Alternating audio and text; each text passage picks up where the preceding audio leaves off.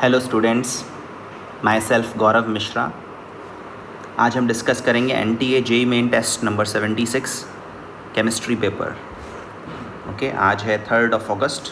Let's see how the test paper was and how much can be considered a good score in this test paper. Coming to the first question, कुछ ions हमको दे रखे हैं और हमें इनको increasing number of unpaired electrons में arrange करना है। एटॉमिक नंबर्स भी हमें प्रोवाइडेड हैं, तो इस सिचुएशन में हमें इन सबके इलेक्ट्रॉनिक कॉन्फ़िगरेशंस लिखने पड़ेंगे। ये सारे के सारे आयंस जो हैं वो 3D सीरीज़ के आयंस हैं। तो Ni2+ का कॉन्फ़िगरेशन हो जाएगा आर्गन 3D8 4s0। इसमें 2 अनपेयर्ड इलेक्ट्रॉन्स होंगे। अगर आप 3D सब शेल की फिलिंग देखेंगे तो कोबाल्ट का कॉन्फ़िगरेशन आर्गन, कोबाल्ट 2+ का configuration argon 3D7 4s0। 4s में एक भी इलेक्ट्रॉन नहीं बचा, but still there are 2 unpaired electrons. Chromium 2+ का argon 3D4 4s0। Here you have 4 unpaired electrons. और Fe3+ में पहले 2 इलेक्ट्रॉन्स 4s से निकले और फिर एक इलेक्ट्रॉन 3D से निकला, तो अपने पास 5 अनपेयर्ड इलेक्ट्रॉन्स हो गए। तो अपन देख रहे हैं कि नीचे आने पर अनपेयर्ड इलेक्ट्रॉन्स का नंबर बढ़ रहा है, मतलब 1 2 3 4 यही असेंडिंग ऑर्डर है। फर्स्ट क्वेश्चन का आंसर ए होना चाहिए। Coming to second question, what is the value of n in the following half reaction. तो यहाँ पर अपन को एक हाफ रिएक्शन में कितने इलेक्ट्रॉन्स का गेन या लॉस हो रहा है वो आइडेंटिफाई करना है। बेसिकली एक ऑक्सीडेशन हाफ रिएक्शन है, तो यहाँ पर लॉस हो रहा होगा इलेक्ट्रॉन्स का। क्रोमियम यहाँ पर +3 स्टेट में दिख रहा है लेफ्ट हैंड साइड में, और +6 ऑक्सीडेशन स्टेट में दिख रहा है राइट हैंड साइड में।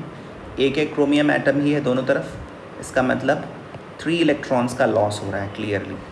तो n की वैल्यू या जो n फैक्टर होता है वो इस रिएक्शन के लिए 3 है। सेकंड क्वेश्चन का आंसर भी ए जाएगा।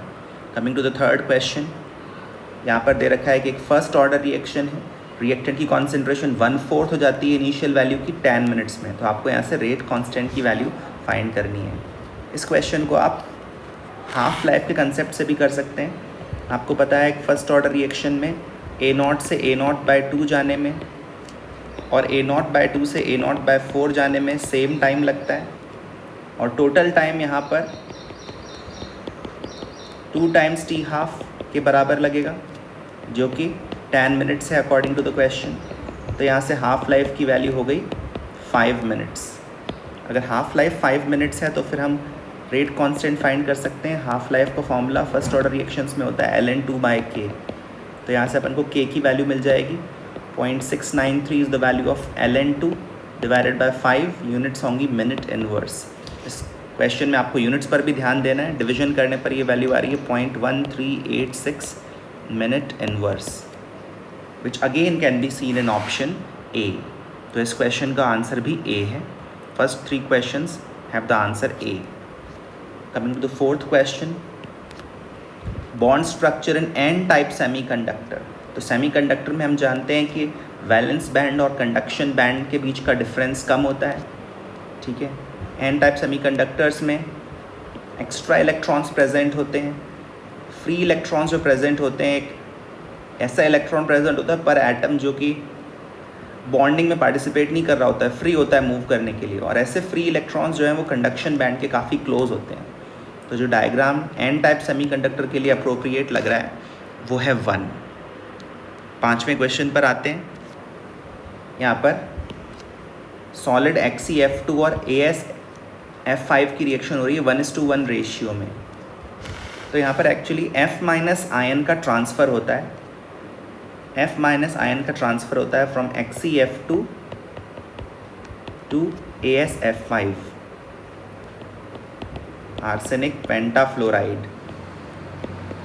और बन जाता है XeF+ cation and AsF6- anion. Arsenic के पास एम्प्टी d ऑर्बिटल्स प्रेजेंट हैं जिसमें वो F- आयन से इलेक्ट्रॉन पेयर एक्सेप्ट करता है।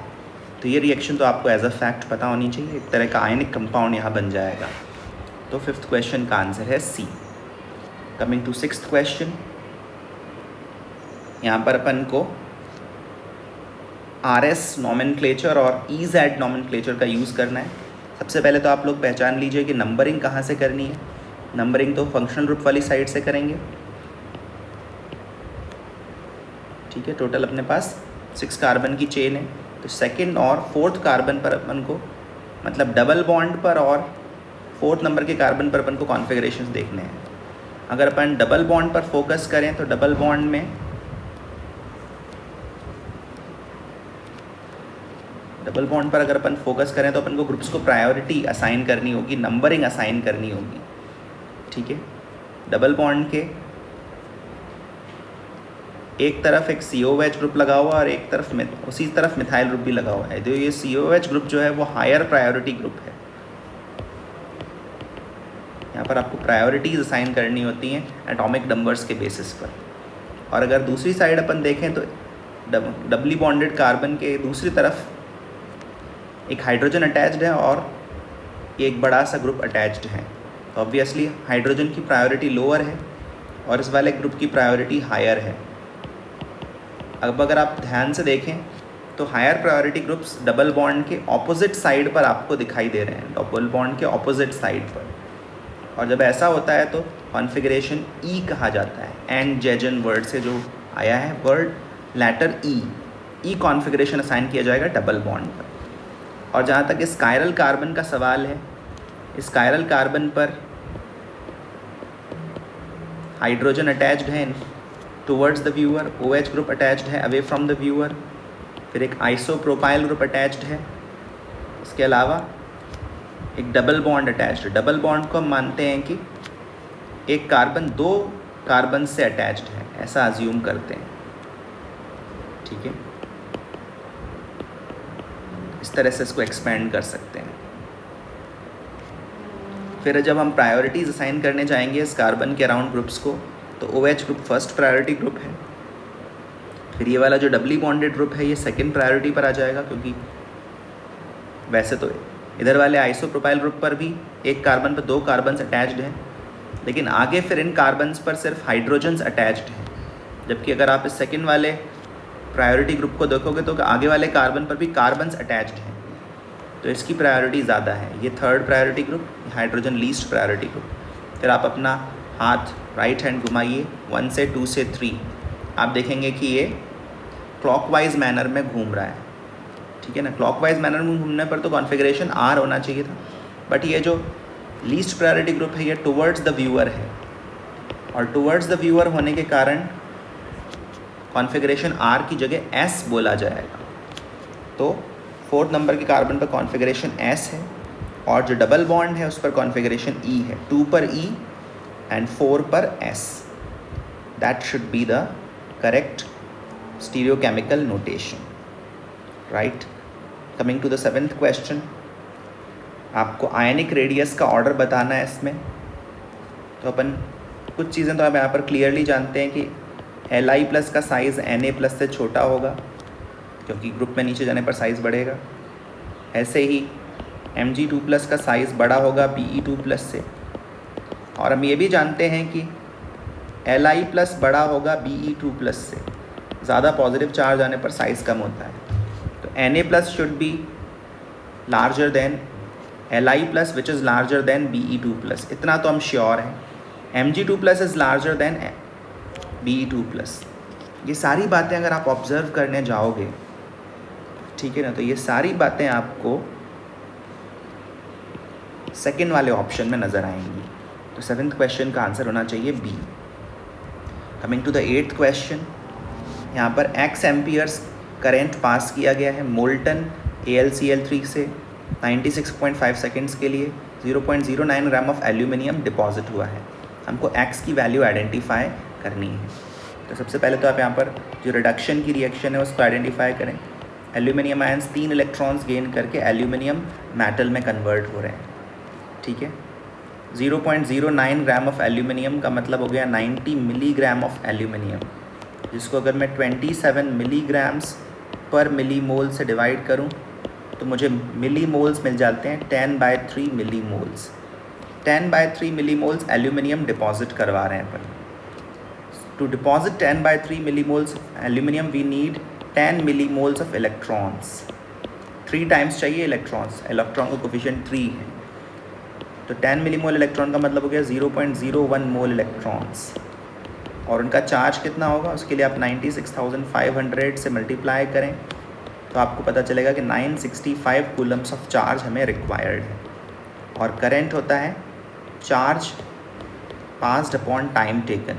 तो 965 कूलम्स ऑफ चार्ज 96.5 सेकेंड्स में अपन पास कर रहे हैं, इसका मतलब करंट है 10 एम्पियर्स। 8th क्वेश्चन का answer A. Coming to the 9th question, arrange the following anilines in decreasing order of basicity. Basicity के डिक्रीजिंग ऑर्डर में अरेंज करना है। हम जानते हैं कि जो इलेक्ट्रॉन रिलीजिंग ग्रुप्स होंगे वो बेसिक स्ट्रेंथ को बढ़ाएंगे, लेकिन जब CH3 ग्रुप, जब मिथाइल ग्रुप NH2 के रिस्पेक्ट में ऑर्थो पोजीशन पर लगा होता है तो इस मिथाइल ग्रुप के साइज के कारण, इस मिथाइल ग्रुप के लार्जर साइज के कारण एक स्टेरिक इफेक्ट क्रिएट होता है, एक स्टेरिक हिंड्रेंस क्रिएट करता है ये to the gain of H+ ion. तो मिथाइल ग्रुप के कारण H+ आयन का गेन डिफ़िकल्ट हो जाता है और ऑर्थो मिथाइल एनिलीन की बेसिक स्ट्रेंथ कम हो जाएगी। जबकि अगर मिथाइल ग्रुप पैरा पोजीशन पर लगा रहे तो इस मिथाइल ग्रुप के कारण अमीन ग्रुप तक पॉजिटिव इंडक्टिव इफेक्ट भी पहुंचेगा और हाइपर कॉन्जुगेशन इफेक्ट भी पहुंचेगा। इंडक्टिव और हाइपर कॉन्जुगेशन इफेक्ट के कारण ये मिथाइल ग्रुप नाइट्रोजन पर लोन पेयर की अवेलेबिलिटी और बढ़ाएगा, इलेक्ट्रॉन डेंसिटी बढ़ाएगा। तो पैरा मिथाइल एनिलीन सबसे स्ट्रॉन्ग बेस होना चाहिए इनमें, फिर मेटा मिथाइल एनिलीन होना चाहिए, और ऑर्थो मिथाइल एनिलीन की तो बेसिक स्ट्रेंथ कम हो जाएगी because of the steric hindrance provided by this methyl group. इस इफेक्ट को भी अपन ऑर्थो इफेक्ट कहते हैं। ऑर्थो पोजीशन पर ग्रुप्स के आने से कभी कभी कुछ एनोमेलस, कुछ अनएक्सपेक्टेड एसिडिक या बेसिक स्ट्रेंथ्स मिलती हैं। तो 2 जो है वो बेसिक स्ट्रेंथ में सबसे पीछे रहेगा और 4 सबसे आगे रहेगा। 4 then 3 then 1 then 2। 9th question का आंसर होना चाहिए B. Coming to 10th question, heat of neutralisation of strong acid and strong base under 1 atmosphere and 25 degree Celsius दे रखा है, -13.7 किलो कैलोरी पर इक्विवेलेंट। और वाटर के डिसोसिएशन के लिए डेल्टा G0 की वैल्यू दे रखी है और अपन को डेल्टा S0 की वैल्यू फाइंड करनी है। ठीक है, तो हीट ऑफ न्यूट्रलाइजेशन की रिएक्शन तो ये है स्ट्रॉन्ग एसिड स्ट्रॉन्ग बेस के केस में। इसी को रिवर्स कर दें तो वो डिसोसिएशन की रिएक्शन है। अगर रिएक्शन को रिवर्स करके लिख देंगे, अगर रिएक्शन को रिवर्स करके लिख देंगे तो फिर डेल्टा H0 का साइन भी रिवर्स हो जाएगा और डेल्टा H0 का साइन हो जाएगा 13.7 किलो कैलोरी पर मोल। डेल्टा G0 BC रिएक्शन के लिए अपन को दिया हुआ है -19.14 किलो कैलोरी पर मोल और फाइंड करना है डेल्टा S0। तो यहाँ पर आपके काम आएगा इनके बीच का एक relation, delta G0 equals delta H0 minus T delta S0। यहाँ से डेल्टा S0 का एक्सप्रेशन बनेगा delta H0 minus delta G0 upon T। ठीक है, 13.7 माइनस माइनस प्लस हो जाएगा 19.14 और किलो कैलोरी को कैलोरी में बदलने के लिए 1000 से अपन मल्टीप्लाई करेंगे और नीचे है टेम्परेचर 293। तो ये वैल्यू अब calorie per mole per kelvin हो जाएगी।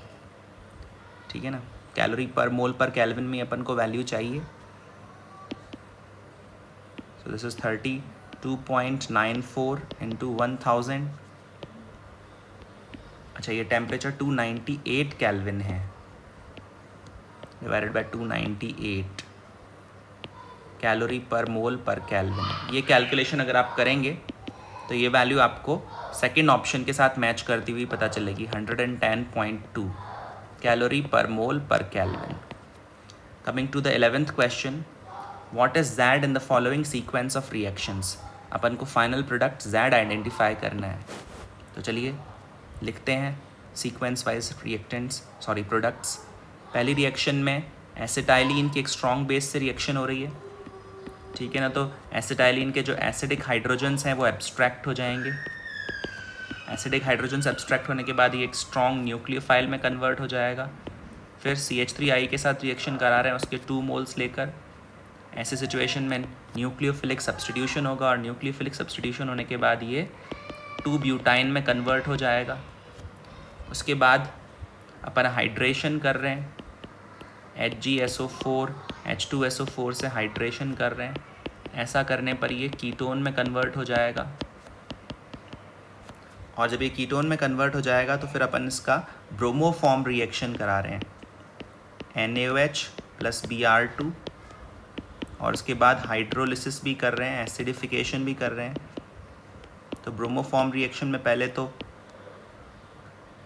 सोडियम सॉल्ट बनेगा और उसकी हाइड्रोलिसिस कर देंगे तो वो कार्बोक्सिलिक एसिड में कन्वर्ट हो जाएगा, apart from the formation of bromoform. तो CH3 CH2 COOH ये प्रोडक्ट होना चाहिए Z, अगर हम ऑप्शंस को देखें तो। Coming to the 12th question, when dilute H2SO4 medium को एसिडिक बना दिया गया और H2O2 को ऐड किया गया, क्रोमेट आयंस के सोल्यूशन में एक इंटेंस ब्लू कलर प्रोड्यूस हुआ which is stable in ether. ये किसके फॉर्मेशन की वजह से हुआ है? तो यहाँ पर एक रिडॉक्स रिएक्शन हो रही है। CrO4 2- में जो ऑक्सीजन एटम्स हैं उनको ऑक्सीडाइज किया जा रहा है और H2O2 खुद रिड्यूस हो जाएगा एसिडिक मीडियम में। जब ऐसा होगा तो CrO4 2- CrO5 में कन्वर्ट हो जाएगा, जिसमें ऑक्सीजन्स -1 ऑक्सीडेशन स्टेट में आ रहे हैं, मतलब ऑक्सीडाइज हो रहे हैं। ये CrO4 ही ब्लू कलर का होता है, this will impart blue colour to the solution, ठीक है। और साथ साथ H2O2 के रिडक्शन से बनेगा H2O। इसके आगे आप रिएक्शन खुद से बैलेंस कर सकते हैं, बट जो ब्लू कलर बन रहा है वो CrO5 के कारण बन रहा है, एक रिडॉक्स रिएक्शन हो रही है। 13th क्वेश्चन, इस क्वेश्चन में अगर आप पढ़ें तो सिंपल आपको राउल्ट्स लॉ अप्लाई करना है।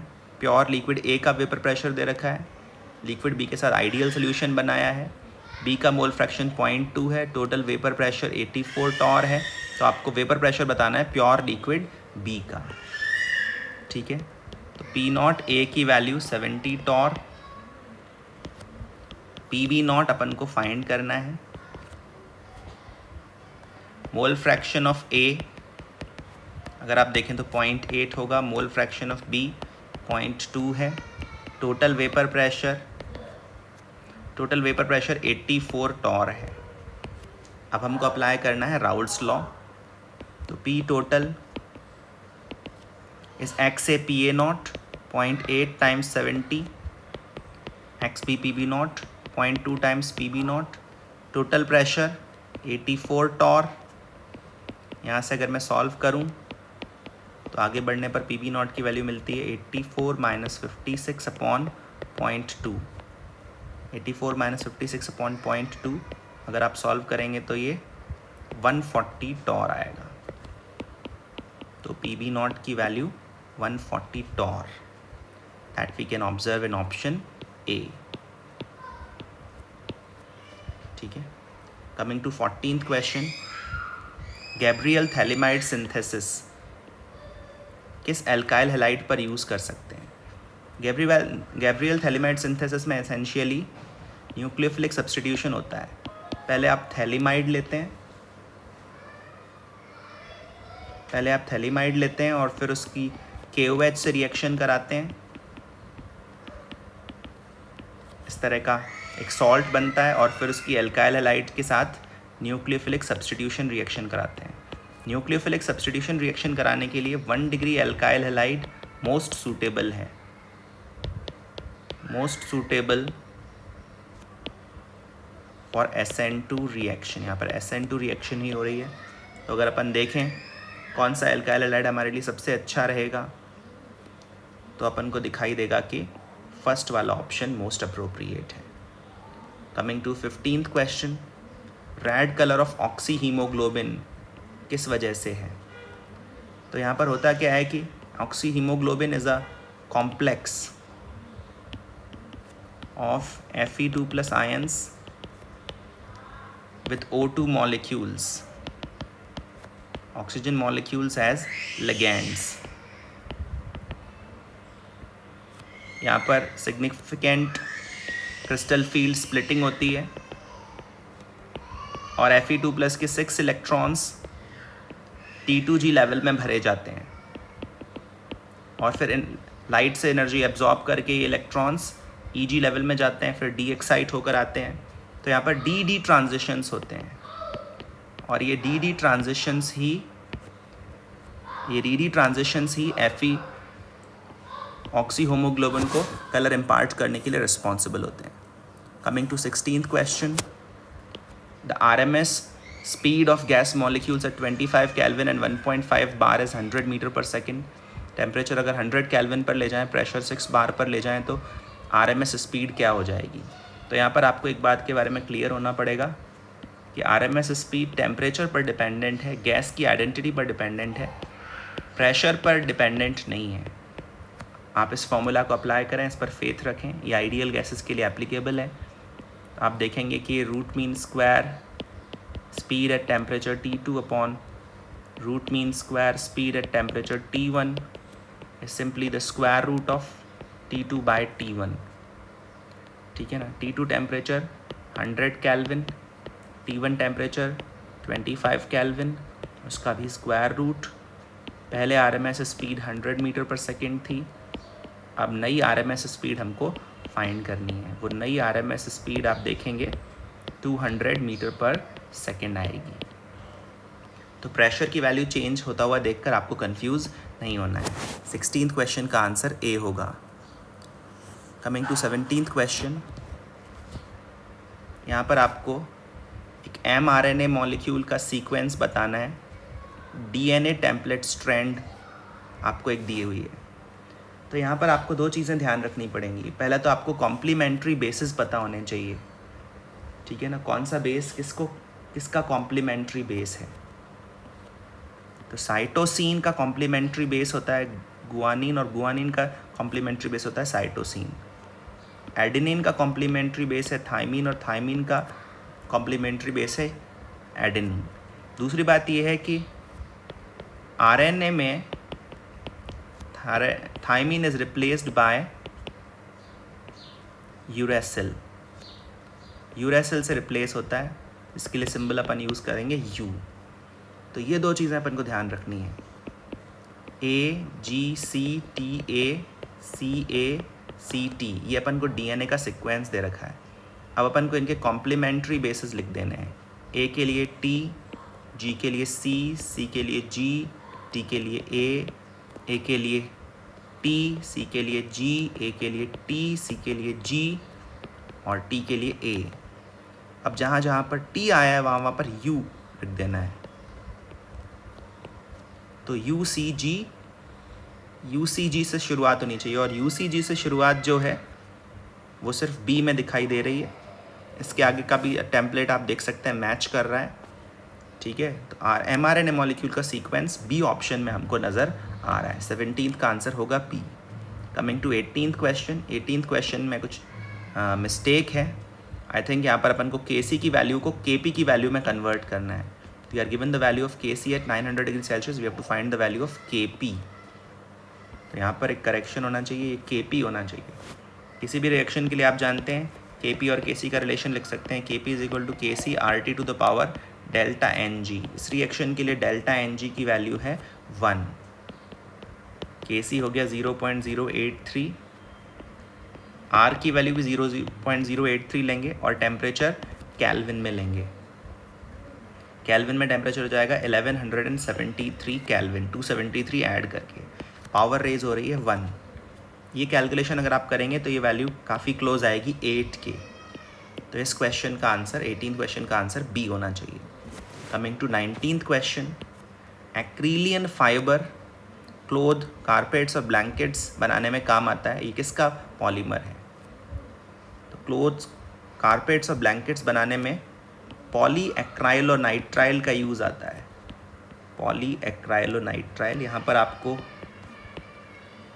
पॉलीमर्स के यूजेस के बारे में कुछ जानकारी, कुछ मेमोरी होना ज़रूरी है। और पॉलीएक्राइलोनाइट्राइल एक्राइलोनाइट्राइल का पॉलीमर है। तो 19th क्वेश्चन का आंसर होगा ए।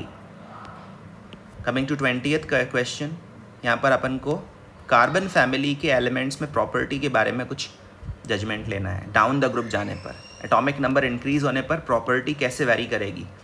टेंडेंसी टुवर्ड्स कैटिनेशन इंक्रीजेस, ये बात तो गलत है। डाउन द ग्रुप जाने पर कैटिनेशन की टेंडेंसी कम होती है। सबसे ज़्यादा कैटिनेशन की टेंडेंसी कार्बन में है, नीचे फिर सिलिकॉन में टेंडेंसी रिलेटिवली कम है। +2 ऑक्सीडेशन स्टेट शो करने की टेंडेंसी बढ़ती है, ये बात तो सही है। यहाँ पर इनर्ट पेयर इफेक्ट पिक्चर में आता है, ठीक है। Carbon, silicon, germanium, tin, lead, तो कार्बन की तो वैलेंसी 4 ही है, सिलिकॉन की भी 4 है, जर्मेनियम की भी 4 है, और टिन की 4 के साथ साथ 2 भी है। लेड की 2 और 4 बोथ है, बट ज़्यादा स्टेबल कैटायनिक फॉर्म या ऑक्सीडेशन स्टेट +2 है।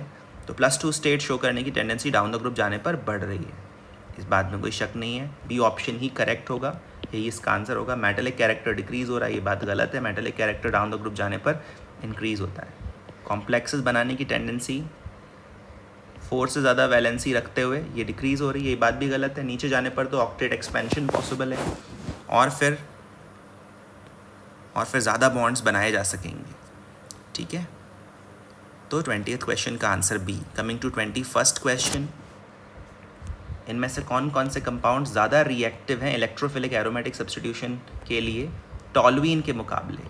टॉलुइन के मुकाबले ज़्यादा रिएक्टिव, टॉलुइन में भी मिथाइल ग्रुप जो है वो इलेक्ट्रॉन रिलीजिंग ग्रुप है, प्लस आई इफेक्ट है, प्लस एच इफेक्ट है, हाइपर कॉन्जुगेशन इफेक्ट, जो कि रिएक्टिविटी बढ़ाने वाला इफेक्ट है। लेकिन फिनॉल जो है, फिनॉल में तो पॉजिटिव रेजोनेंस इफेक्ट है, फिनॉल ज़्यादा रिएक्टिव रहेगा। एनिलीन भी ज़्यादा रिएक्टिव रहेगा towards electrophilic aromatic substitution. Anisole है तीसरा ऑप्शन, वो भी ज़्यादा रिएक्टिव रहेगा, ठीक है ना। फिनॉल, एनिलीन, एनिसॉल तीनों ही ज़्यादा रिएक्टिव हैं टॉलुइन से। बेंजल्डिहाइड में जो CHO ग्रुप है वो तो इलेक्ट्रॉन विदड्रॉइंग ग्रुप है। क्लोरोबेंजीन में क्लोरीन भी ओवरऑल इलेक्ट्रॉन विदड्रॉइंग ग्रुप है, तो ये तो लेस रिएक्टिव बनाएगा।